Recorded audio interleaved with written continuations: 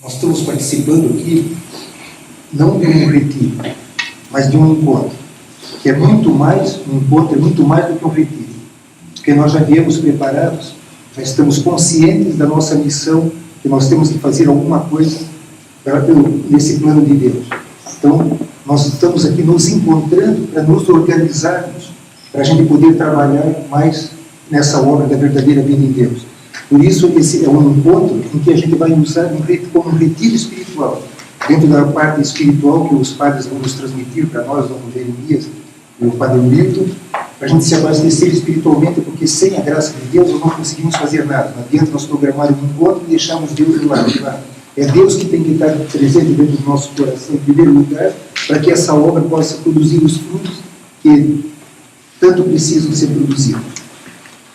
A Paulina fez essa exposição da história da verdadeira vida de Deus e pediu assim, conta mais ou menos a tua experiência, aquilo que começou, porque nós conhecemos a verdadeira vida de Deus no Brasil. Então a gente vendo esse slidezinho que ela passou aqui, essa história, é bonito, né?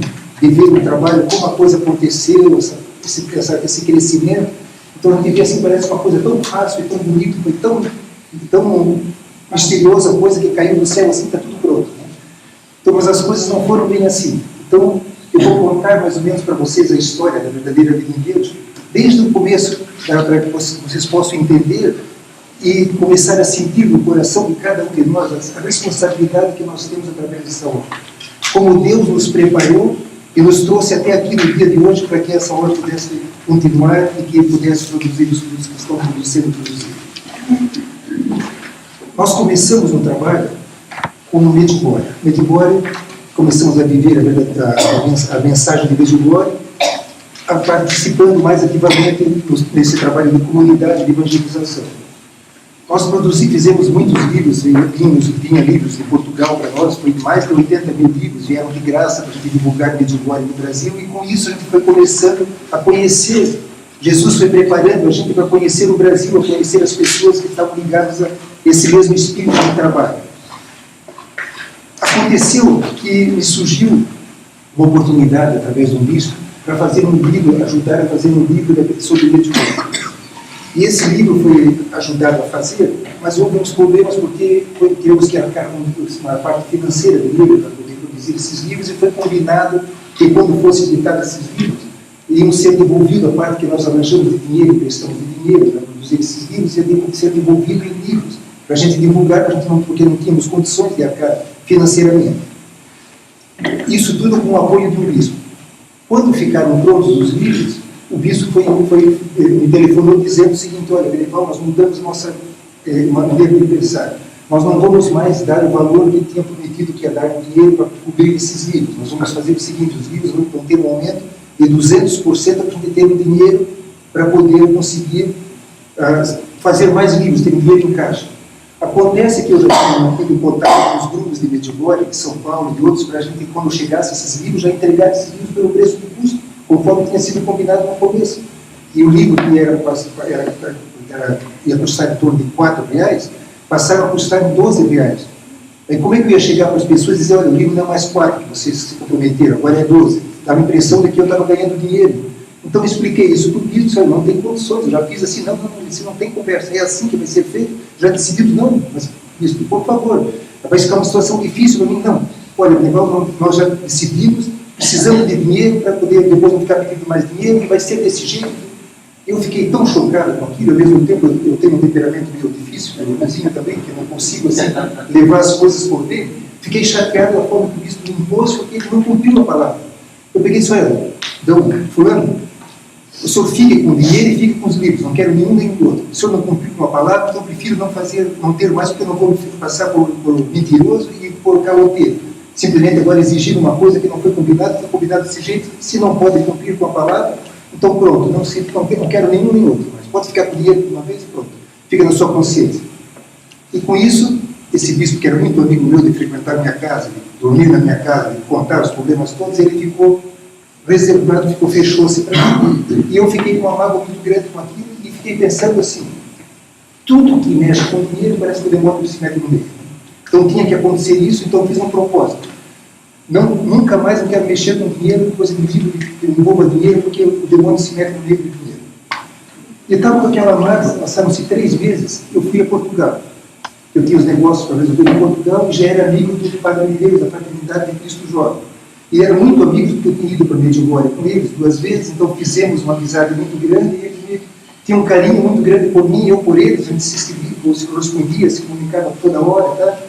Eu ia sempre lá na casa deles, na fraternidade, ficava 2, 3 dias trabalhando para eles, então eu era como família, eu sou como família para eles, assim, então eles são meus, assim, muito íntimos. E eu fui a Portugal, pensei, vou fazer uma surpresa para eles. Não vou avisar, eu vou bater na porta lá para chegar, porque eu sei que eles vão ficar felizes quando me ver. Aí fui a Portugal, resolvi os negócios, certo dia fui lá, sem avisar nada, cheguei lá na porta, toquei a campainha, abre a porta a irmã Isabel, e ela disse, ô Zé, não me digas que tu estás por aqui, que surpresa, não sei o que lá. Padre Mineiro, vem cá ver quem está aqui, não sei o que. Chamou, quando o Padre Mineiro chega na salinha, olha para mim, antes de me dizer qualquer palavra, disse, é tu que vais divulgar o livro da verdadeira vida de Deus no Brasil. Foi a primeira palavra que ele disse. Nem me disse bom dia, nada. De cara me disse, se vê que eu balancei. Porque eu tinha li através das revistas a mensagem da verdadeira vida em Deus, e tínhamos um grupo na nossa casa, de Medjugorje, e uma senhora, Dona Verônica, era apaixonada pela verdadeira vida em Deus. E na hora das reuniões do grupo, quando terminava, ela começava a pegar a mensagem que tinha na revista, que eu divulgava, e queria falar no grupo de oração sobre a verdadeira vida em Deus. Eu disse, Dona Verônica, isso aqui não tem nada a ver com Medjugorje. A verdadeira vida em Deus é uma coisa que está na revista, cada um lê para a sua mensagem, mas não vão misturar. E eu lia e não gostava da verdadeira vida em Deus. Não sentia nada naquilo, era uma coisa que não me atraía. Não? Chega lá, o Padre Mineiro me impõe isso aqui quando eu fazia 3 meses que tinha feito o propósito de divulgar livros. Aí eu falei, Padre Mineiro, de jeito nenhum, eu contei a história toda, disse, não tem conversa, você vai ter que fazer divulgar, é você que vai divulgar. Mas por que você tem que divulgar? Porque eu voltei ontem da Suíça, fui visitar uma missionária chamada Bassula, que é a tal que escreve os livros. E quando a Bassula me viu, ela disse, olha, Jesus me falou que tem que editar os livros, esses livros em português, que tem em Portugal, lá, tem que ser editado em outro país. E se eu fiquei pensando, outro país que eu tenho afinidade é o Brasil, mas como que eu vou divulgar no Brasil? Então ele veio para a divulgação e interrogou a Bassula. E a Bassula disse, não, fique tranquilo, porque Jesus já tem quem vai divulgar os livros no Brasil. O senhor não faça nada. E ele voltou para casa preocupado, disse, mas quem será que vai divulgar os livros no Brasil? No dia seguinte eu apareço na casa dele, se eu estava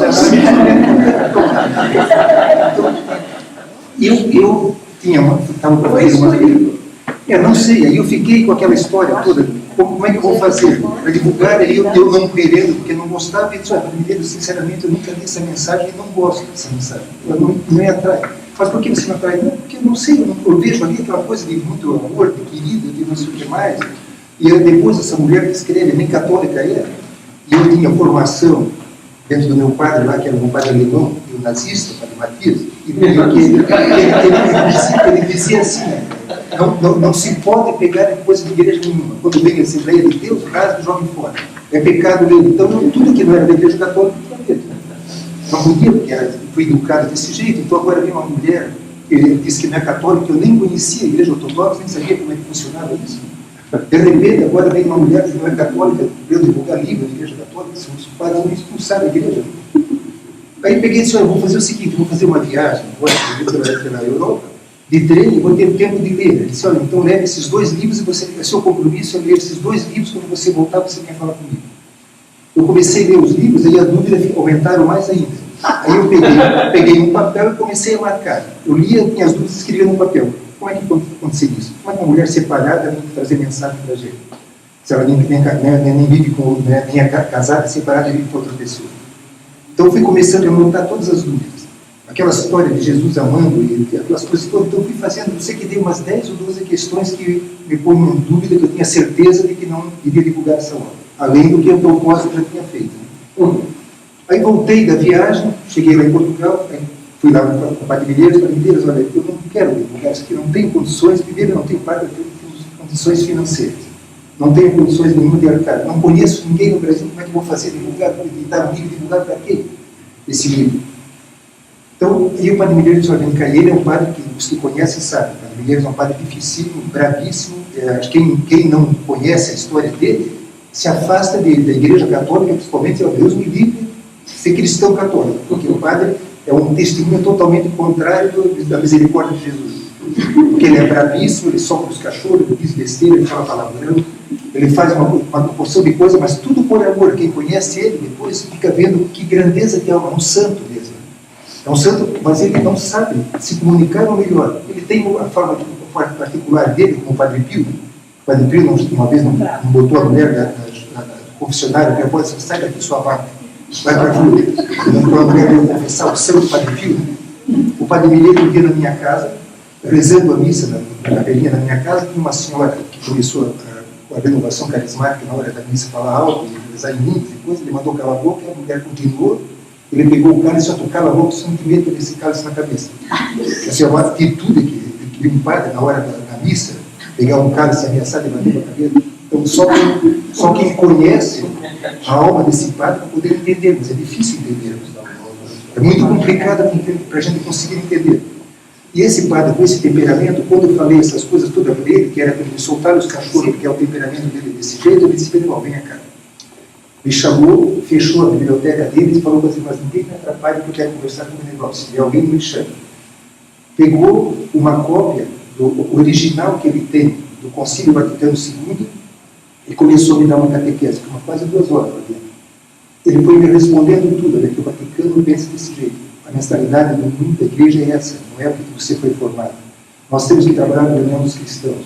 Jesus faz desse jeito, faz desse jeito, isso aqui. Ele mostrou tudo assim, mas com uma misericórdia, com uma bondade, que não é uma doçura totalmente diferente do temperamento dele.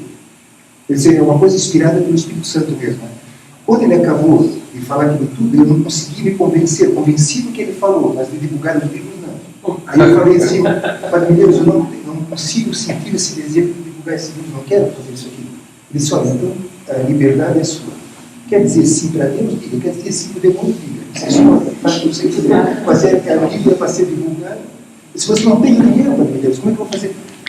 Se você não tem, eu tenho na minha casa, já conhecia, mostrei que ele tinha comprado os terreninhos que tinha na praia. Disse: olha, isso aqui eu comprei, terreno muito bom, quero deixar para meus filhos, isso aqui. Se você não me falou que tem uns terrenos na praia, se você quer levar isso para o céu, você venda essas porcarias, essa porcaria, pode ser rico. Se você não diga que você não tem, você tem condições. Eu disse: olha, então eu vou fazer o seguinte: eu vou voltar para casa, e se eu não estou sentindo esse desejo, mas se a Beatriz, minha mulher, disser que deve fazer, eu vou conversar com ela, então é porque eu vou fazer mesmo. Voltei para casa, cheguei para a Beatriz, contei, mostrei os livros, para pedir isso aqui, agora aquele livro vai ser caríssimo. Então, como é que a gente vai fazer? O que tu acha? Não tem nem dúvida. Se o padre pediu, tem que fazer. Não tem nem conversa. Vem esse terreno, faz isso aqui. Parabéns para a Beatriz. E foi assim que eu pensei. Eu sempre fiquei imaginando como é que eu vou divulgar esses livros. Não conheço ninguém. Eu fui fazer o orçamento desses livros, eram muito caros. Eu não tinha dinheiro, porque foi justamente naquela época do plano Collor, não tinha dinheiro nenhum. Fui ver o preço do terreno, se eu vendesse, estava para fazer os 1000 livros mesmo, que era caríssimo naquela época. O livro hoje caiu muito o preço, naquela época era muito caro. Pensei: vou pôr o livro a vender, vou pôr o terreno à venda e vou deixar acontecer mesmo. Aí eu não sabia como fazer. Eu lembro que falei com o Comitê Mediugório de São Paulo. Aí esse comitê falou o seguinte: olha, falei dos livros e disse: olha, eu não conheço, mas a gente pode até ajudar a divulgar isso aqui, mas eu conheço uma pessoa aqui em São Paulo, que essa pessoa já conhece essa mensagem, já viu falar, porque já falou para mim. Mas que você pode me dar o endereço dessa pessoa? Se olha, pode, sinta aqui o nome dele, era a Marina que está ali. Eu telefonei para a Marina, contando sobre os livros, falei para isso aqui, a Marina disse: meu Deus, meu irmão, mas isso é uma graça de Deus, vamos fazer isso aqui, porque eu conheço inglês, já li uma coisa maravilhosa, que me deu um estímulo, pode fazer, que eu ajudo a assumir isso aqui. Eu conheço grupos de oração, meu Deus, que luz, já veio uma confirmação. Eu mandei editar os livros assim às cegas. Quando chegou, a Marina me disse: me pega 200 livros, acho que foi. Eu li de 300 em 2 dias. Eu sei que a Marina chegou em casa. Pois é, a Marina me pediu os livros e eu mandei fazer os 1000 livros, sem dinheiro para pagar o livro. Coisa que não existia em gráfica nenhuma, todo mundo exigia 50% de sinal. Eu tinha que pagar 50% quando editasse os livros, quando confirmasse, e quando eles entregassem os outros 50%. Eu percorri em São Paulo, Curitiba, não sei o quê, no fim disseram: aqui tem uns padres paroquianos, quem sabe tu consegue lá um prazo maior. O seu Atílio, que é um senhor que estava pelo Montigório, em Porto Alegre, disse: olha, vai lá, tenta, o padre paroquiano, eu sempre falo com eles. Eu peguei um ônibus para Porto Alegre, já tinha os orçamentos todos, conversei, vai falar aí, o seu Cláudio me atendeu, foi super simpático, eu expliquei para ele: fazer assim. Seu Cláudio, como é que eu posso fazer para pagar esses livros? Não tenho dinheiro. Ele disse, não tem problema nenhum. Fazemos o seguinte, eu edito os livros, fazemos em 3 prestações. Depois de 30 dias você paga 1, 2, 3. E depois eu descobri que você nunca fez isso para ninguém. Ele quando foi, disse, escuta, mas o senhor não é padre mesmo? Ele fez pensando que era padre. Depois ele disse, eu sempre pensei que o senhor era padre. Então, por isso ele abriu essa exceção. Veja que coisa extraordinária. Eu consegui a graça de conseguir os livros. Quando venceu a primeira prestação, eu não tinha vendido o terreno e tinha dinheiro para pagar a primeira prestação. Graças a Marina, que foi uma coisa assim, foi a que Deus colocou na vida nossa, Marina, a gente juntos nessa obra, porque foi que sustentava a Marina, vendia lá, de repente já tinha o pessoal de Florianópolis também que me dava uns trocadinhos, aí a Helena de Brasília já dava os trocadinhos, dava certinho. A segunda prestação dos livros, quando eu fui pagar a segunda prestação, já tinha dinheiro para pagar a terceira, já podia editar já mais uma remessa de livros. Aí já editamos o segundo volume, desse jeito a coisa foi caminhando. Mas eu não sentia segurança na verdadeira fé em Deus. Eu tinha sempre dúvidas. Eu tinha até chegado a sonhar de que o padre ia me fora da igreja, que o bispo ia me chamar a atenção, que estava divulgando uma coisa que não era de Deus, que era de outra religião. Eu não conseguia sentir segurança naquilo e também não acreditava 100% na obra. Tinha sempre medo. E toda vez que eu editava os livros, ia para Porto Alegre, na época eu pegava o ônibus do Rio e ia para Porto Alegre, porque eu fazia o orçamento junto no seu próprio sentado, porque eu chorava no preço, e dizia, eu não tenho dinheiro, mas fazia isso, ele sempre me fazia um desconto especial que compensava o meu sacrifício e o dinheiro que eu gastava na passagem. Abatia os pagamentos e ele ficava íntimo dele, e foi na terceira, quando eu fui editar a terceira vez, que o seu Cláudio me perguntou, escuta, o senhor não é padre mesmo?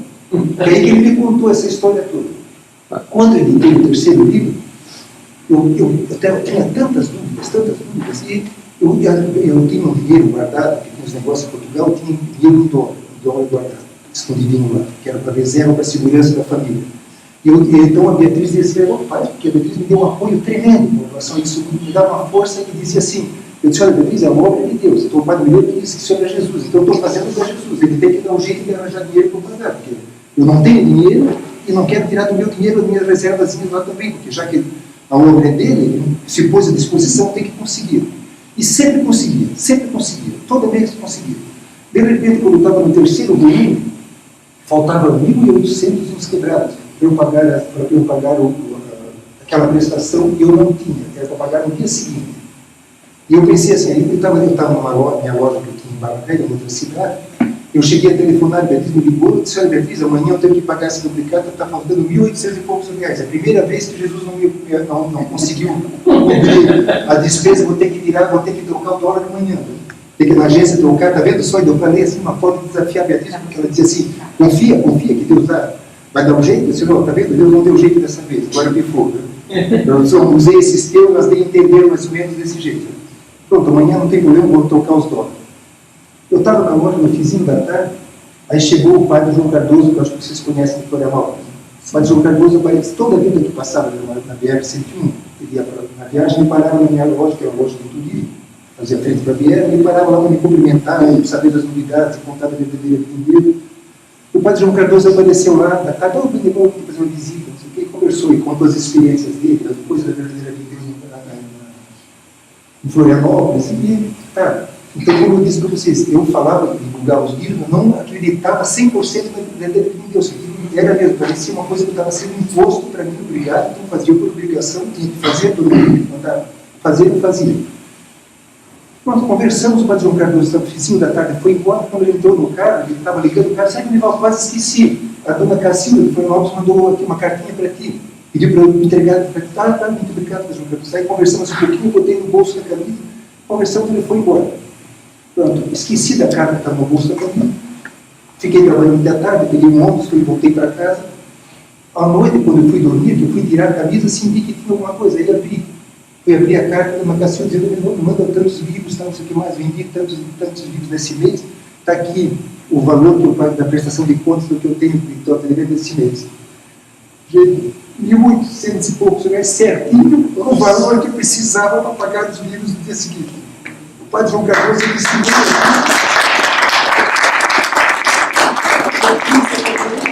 eu vi aquilo, disse, não, foi uma etapa com o carinho que Jesus deu para mim, mostrando que a obra era dele.